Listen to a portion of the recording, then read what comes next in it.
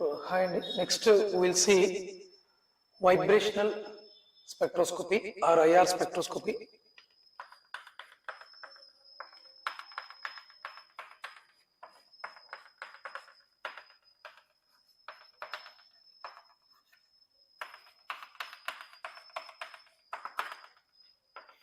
IR spectroscopy or vibrational spectroscopy.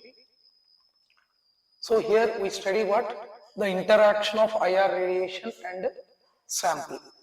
Okay, we are applying which radiation here? Infrared radiation, IR radiation we are applying. So whenever we are applying IR radiation, what happens in the sample molecules? Which type of transitions occurs? If you apply microwave radiation, the transitions occurs between rotational energy levels. If you apply IR radiation, the transitions occurs between what?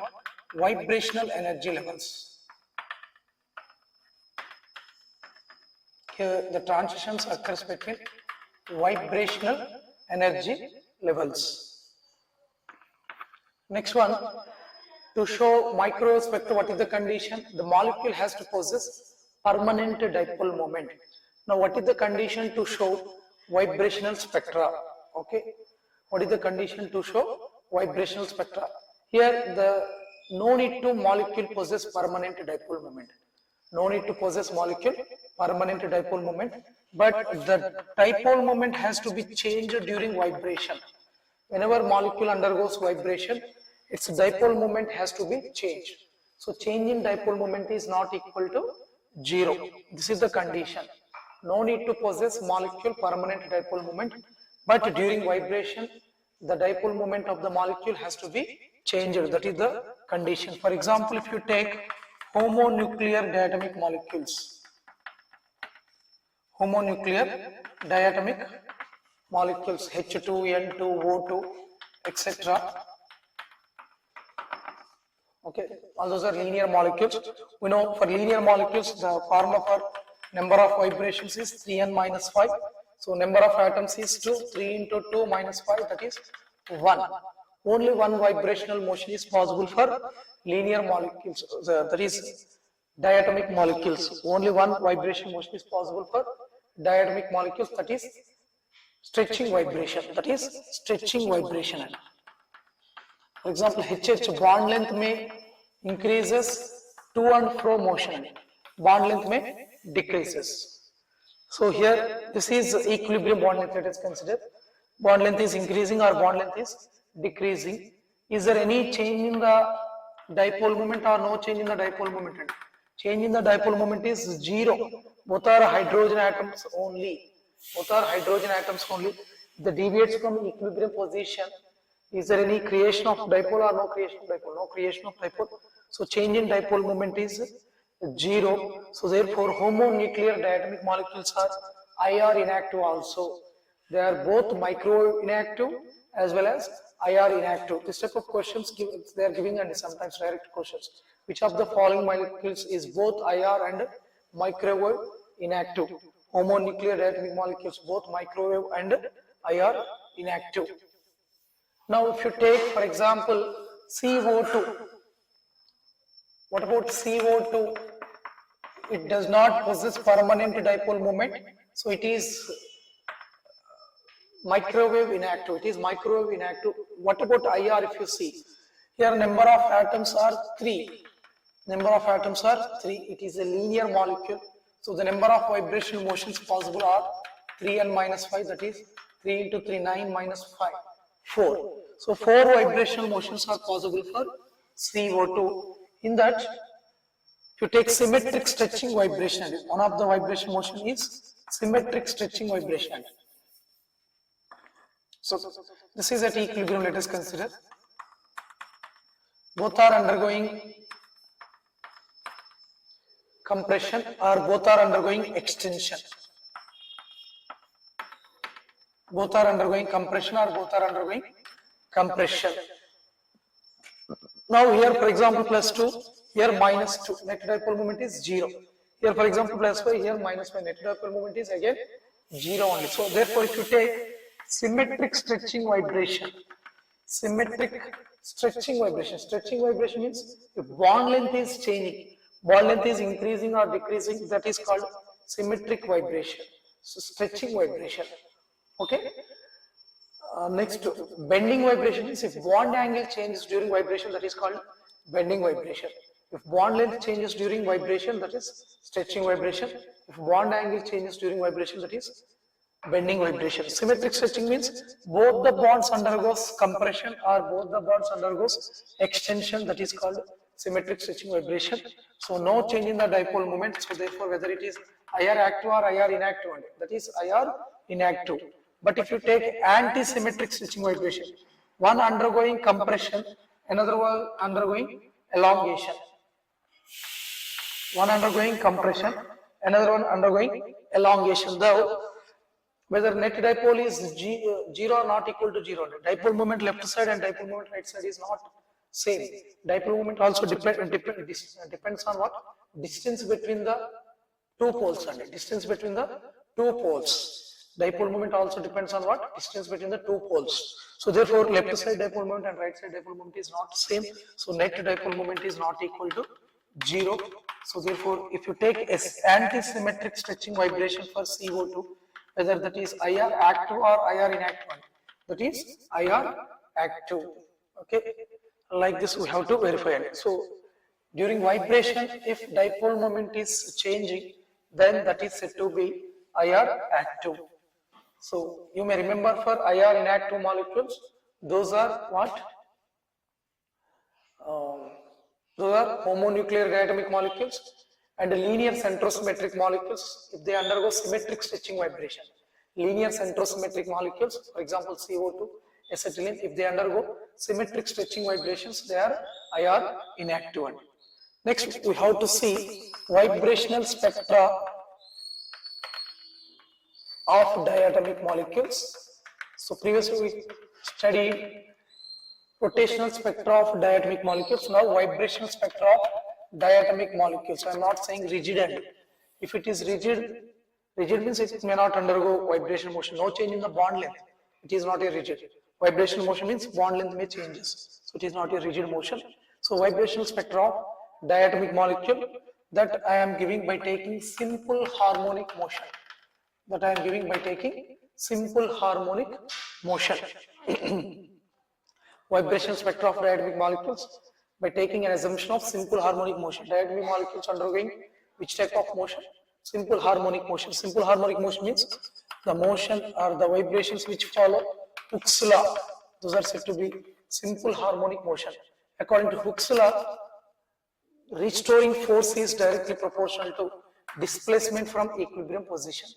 Restoring force is directly proportional to displacement from equilibrium position. Okay, the molecule, this is pendulum I am taking for example, simple example, which undergoes vibrational motion. Okay, it is displacing from equilibrium position. It is displaced by x distance from equilibrium position. This is equilibrium position. It is displaced by x distance from equilibrium position. Then there exists a restoring force in the reverse direction. Then there exists a restoring force in the reverse direction. This restoring force is directly proportional to what? Displacement from equilibrium position. If more is the displacement from equilibrium position, more will be the restoring force. Okay, small displacement, small restoring force. More displacement, more restoring force from equilibrium position. That is called Hooke's law.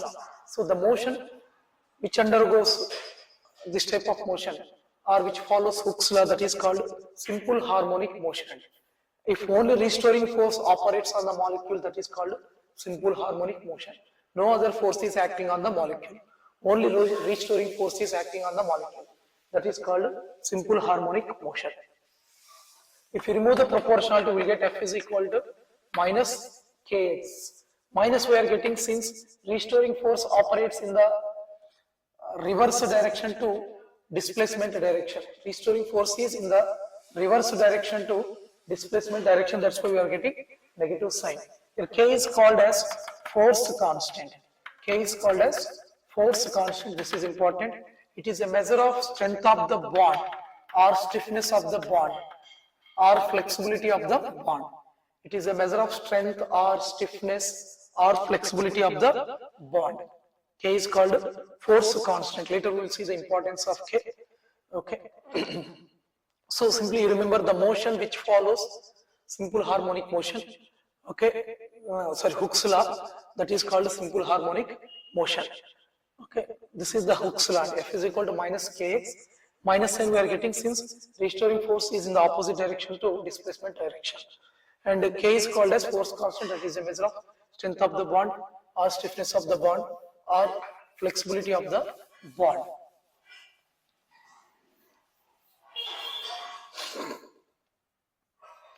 And now we have to see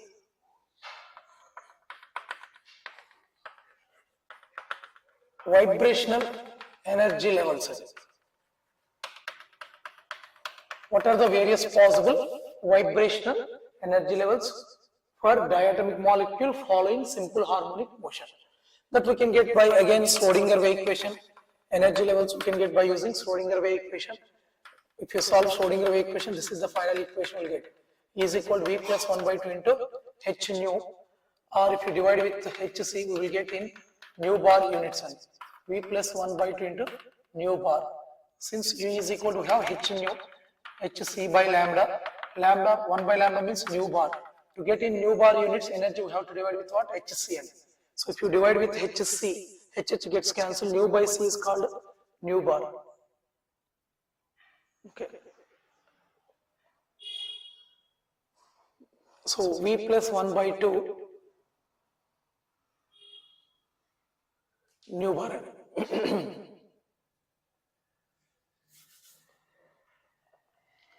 Next one, what is V here? V is called a vibrational quantum number. The various possible values for vibrational quantum number are 0, 1, 2, 3 and so on.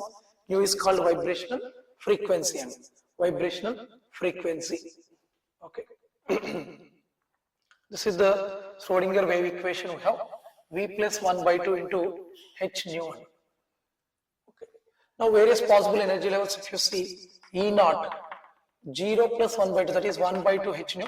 So this is the ground state energy level. So 0 point energy is not equal to 0. 0 point energy is not equal to 0 for simple harmonic motion. E1, we substitute in the place of V1, 1 plus 1 by 2, that is 3 by 2 H nu. E2, 5 by 2 H nu. E3, 7 by 2 H nu. Like this we will get various possible energy levels. To calculate the gap between any two successive energy levels, the gap between any two successive energy levels is same. 3 by 2 minus 1 by 2 H nu, that is H nu we will get here, H nu. Here also we will get H nu only. Or in nu bar units, we will get nu bar, nu bar, nu bar. In the place of H nu, we will get what?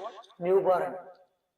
So this is the gap between any two successive energy levels. That means we will get equispaced energy levels. We will get equispaced energy levels. Now, if you see the transitions and selection rules, what are the selection rules? Delta V is equal to plus or minus 1. Delta V is equal to plus or minus 1. That is the selection rule we have.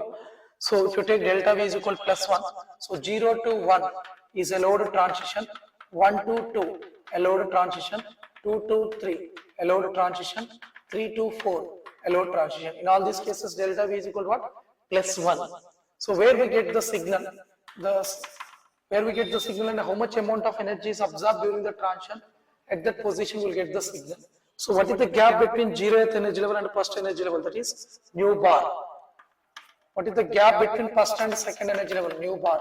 Second and third, nu bars. Third and fourth, nu bar. Okay, that means for all the transitions, the signal is observed at nu bar only. That means we'll get only one intense spectral line, that is at nu bar. We'll get only one intense spectral line. That intense spectral line is observed at nu bar. Okay.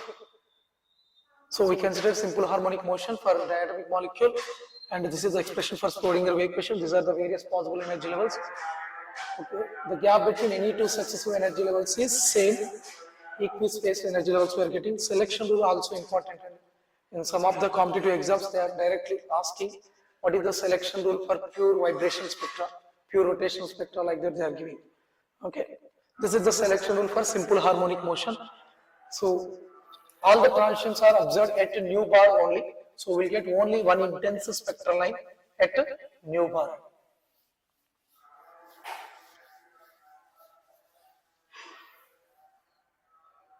Next one, K, force constant. This is important. And one more thing, what is the expression for potential energy of molecules following simple harmonic motion? That is, potential energy is equal to 1 by 2 kx square. 1 by 2 kx square. If you have y is equal to x square, which type of graph will get? We'll get parabolic type of graph will get. So here also we'll get parabolic type of graph. This is the expression for potential energy. So it may deviate from equilibrium position left side or right side, and -1 or +1. You may substitute x value -1 or +1. You will get same value potential energy. -2 or +3 you will get. You substitute same value you will get. So this type of change is called what? Parabolic change. So potential energy changes parabolically. So parabolic type of graph we will get for potential energy of the particle undergoing simple harmonic motion.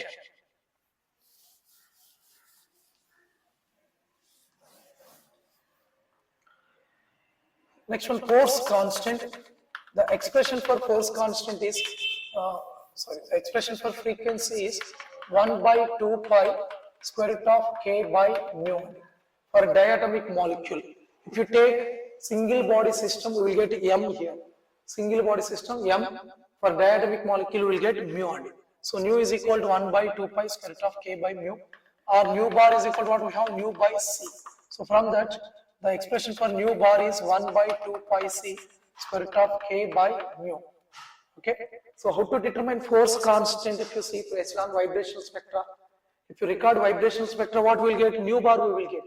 That means nu bar is known to us. For a given diatomic molecule, mu is also known to us. M1, M2 by M1 plus M2. 2 pi c, all these are constants. So from that we can get k value only. So nu bar we will get from spectroscopy. Okay. 2 pi c, all these are constants. Mu is known to us. From that we can get k value only. Okay. And one thing we have to observe here is nu bar is proportional to square root of k, and nu bar is proportional to 1 by square root of mu. That means as k, force constant increases, vibrational frequency also increases. So force constant is a measure of strength of the bond. So as strength of the bond increases, as bond order increases, vibrational frequency increases, or strength of the bond increases, vibrational frequency increases. And as reduced mass increases, as masses increases, vibrational frequency decreases. This is important. As force constant increases, vibrational frequency also increases, or as bond order or bond strength increases, vibrational frequency increases. As masses on the atoms increases, vibrational frequency decreases. For example, if you take C single bond C, C double bond C, C triple bond C. Okay, what about bond strength? Bond strength, C single bond C is less than, C double bond C is less than, C triple bond C. Therefore, what about vibrational frequencies follows? Same order. Vibrational frequency for C triple bond C is more compared to C double bond C compared to C single bond C. As bond strength or bond order increases, vibration frequency also increases. For example, if you take O2 2 minus, O2 minus, O2, O2 plus. What about bond order? Bond order values, if you see 1, 1.5, 2, 2.5. This is the bond order. So bond order is increasing from left to right. That means vibrational frequencies also increases from left to right. As bond order increases, vibrational frequencies also increases. Next one, for example, if you take CH, CF, fluorine, chlorine, bromine, I am taking like this. Okay. Same carbon we are taking, but mass is increasing. Here hydrogen atom, chlorine atom, bromine atom. As masses increases, what about vibration frequencies? Decreases. So here this bond vibration frequency is more compared to CF, compared to CCF, compared to CBr. And vibrational frequency also depends on polarity of the bond. If you take C double bond O and C double bond SN, which is more polar? C double bond O is more polar. As polarity of the bond increases, vibrational frequency also increases. So vibrational frequency for C double bond O is more compared to C double bond S. Okay. So you may remember vibrational frequency of some functional groups, and you may remember vibrational frequency of some functional groups. Last time direct question given based on that concept, and vibrational frequency of some functional groups. Left side functional groups given, right side vibrational frequency is given, matching type of question given. So you may remember the vibrational frequency of some important functional groups. For example, alcohols, if you take vibration frequency is in the range of 3200 to 3600 centimeter inverse. Carbonyl, C double bond O, vibration frequency is in the range of C double bond O, that is 1600 to 1750 centimeter inverse. Okay.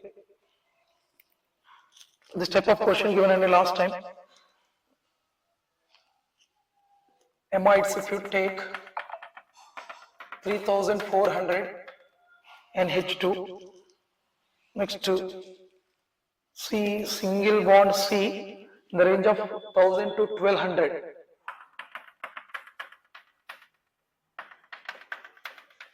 C double bond C 1650 in the range of 1650. C triple bond C, if you see, that is in the range of 2220. 2220. C triple bond N, that is 2250. 2250. Okay.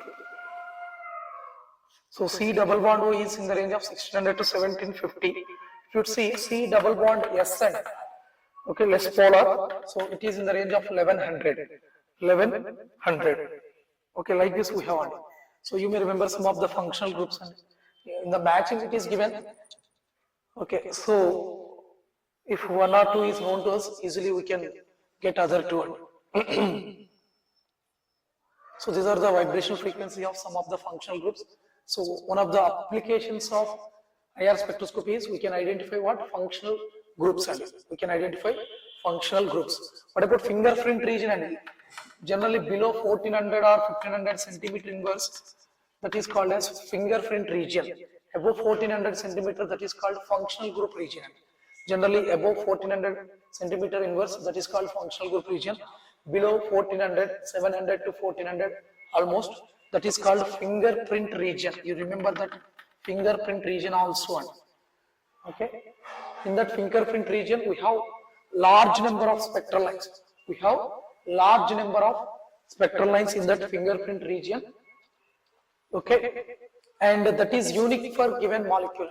Different molecules have different fingerprint regions and different spectral lines in that region. That's why that region is called fingerprint region. By that fingerprint region, we can differentiate two different molecules. Fingerprint region is different for different molecules. So based on that, we can differentiate two molecules. So fingerprint region is observed below 1400, almost 700 to 1400 centimeter inverse. Okay, next here, K value if you observe for HBr and DBr, whose K value is high, whose vibrational frequency is high. Okay, what about vibration frequency for HBr and DBr? So here reduced mass, if you consider M1 M2 by M1 plus M2, 1 into 79 by 1 plus 79, 80. Here reduced mass for DBr is 2 into 79 by 81, almost 80, 81 same. That means, what about reduced mass for DBr? Reduced mass for DBr is 2 times 2 reduced mass for HBr. Reduced mass for DBr is 2 times 2 reduced mass for HBr. We know I is equal to mu r square. I is directly proportional to mu. That means IDBr is equal to 2 into IHBr. We know rotational constant is inversely proportional to I. Rotational constant is inversely proportional to I. That means B for dBr is equal to 1 by 2 times B for HBr. Rotational constant for dBr is half of rotational constant for HBr, or B for HBr is double to B for dBr. Now come to vibrational frequencies. Come to vibrational frequencies. We know vibrational frequency is equal to 1 by square root of mu. So mu bar of HBr or dBr by mu bar of HBr is equal to square root of mu HBr by mu dBr. Mu bar of dBr by mu bar of HBr is equal to square root of mu HBr by mu dBr. So we'll get mu dBr is equal to what? 2 times to mu HBr, means 1 by 2 we will get. Therefore, nu bar dBr is equal to what we will get? 1 by root 2 times to nu bar HBr. So this is the relation between vibrational frequency of HBr and dBr.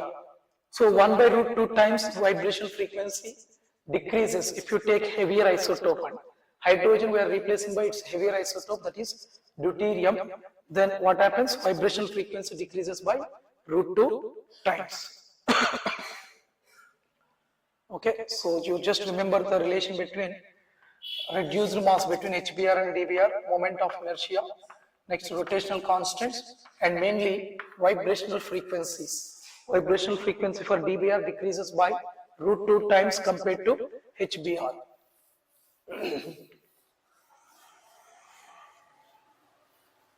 Okay, isotopic mass also we can calculate like this. We are taking C12O16 and CXO16. How to calculate this isotopic mass? We have to record the vibrational spectra for these two molecules. Whenever we are recording the vibrational spectra, what we will get? One intense spectral line is observed. Nu bar we will get for these two molecules. So nu bar is known to know us for these two molecules, that we have to substitute here. Nu bar of 1 by nu bar of 2 is equal to square root of m2 by m1. So based on this, we can calculate isotopic mass. So by using IR spectroscopy, we can also determine what? Isotopic mass based on this equation. Okay, here mu1 means 12 into 16 by 12 plus 16. Mu2 means x into 16 by x plus 16. X we have to calculate. Mu1 bar and mu2 bar we can get based on vibrational spectra. Okay, this is about vibrational spectroscopy following simple harmonic motion. But if you see, real bonds do not follow simple harmonic motion. Real bonds follow enharmonic motion. That we will see in the next class. Thank you.